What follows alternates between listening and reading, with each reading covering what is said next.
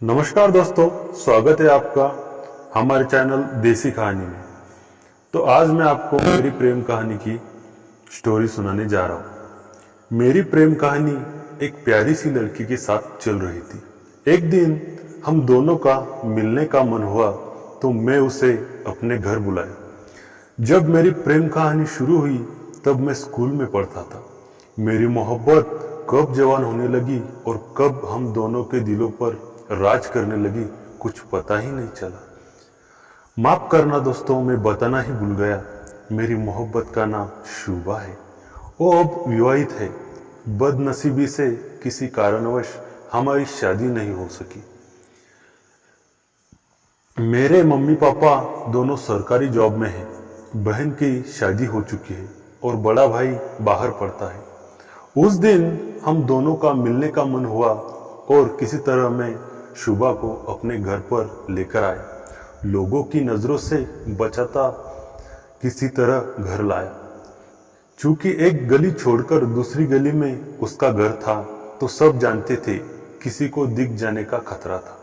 जैसे ही मैंने दरवाजा बंद किया वो मेरे साथ चिपक गई और उसने मुझे अच्छे से जकड़ लिया। शुभा, राहुल, मुझे कभी छोड़कर मत जाना। मैं तुमसे बहुत प्यार करती हूँ। मैं तुम्हारे मन में यह बात आई कैसे कि मैं तुम्हें छोड़ूंगा? तुम जान हो मेरी, और जान को छोड़ने का मतलब जिंदगी खत्म। बस बातें करते करते हम दोनों यूं ही खड़े रहे और कब हम किस करने लगे हम दोनों को पता ही नहीं चला।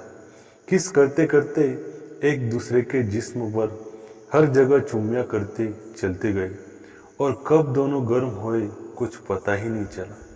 कुछ देर बाद हम दोनों मेरे रूम में आ गए। वहां फिर हम दोनों ने फिर से किस करनी शुरू कर दी और साथ में उसके नींबू निचोड़ने लगा। वो मेरी छाती पर टी शर्ट के अंदर हाथ डालकर फेरने लगी। किस करते करते हम दोनों बेड पर लेट गए। मैंने उसकी टी शर्ट उतार दी और उसने मेरी। जब मैंने उसकी ब्रा खोला तो उसके नींबू एकदम उछलकर बाहर आ गए। मैंने आंख दबा दी और वो हंस दी। मैंने उसके एक नींबू को हाथ से सहलाया और छोड़ दिया।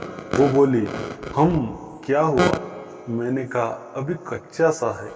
वो नशीली आवाज में बोली, तो पका दो ना। मैंने कहा, पकाने में बड़ी मेहनत लगती है मेरी जान। वो बोली, तो मेहनत से भागते क्यों हो? मैंने कहा, खून की नदियां बह जाएंगी। वो बोली, हाँ तो परवाह किसे है? मैंने कहा, आज तो बड़ी मस्त बातें कर रही हो जाने मन। वो बोली, हाँ आज तुम पर फिदा हो जाने आई हूँ। मैंने कहा, तो चलो मैं भी मेहनत से पीछे नहीं रहूंगा।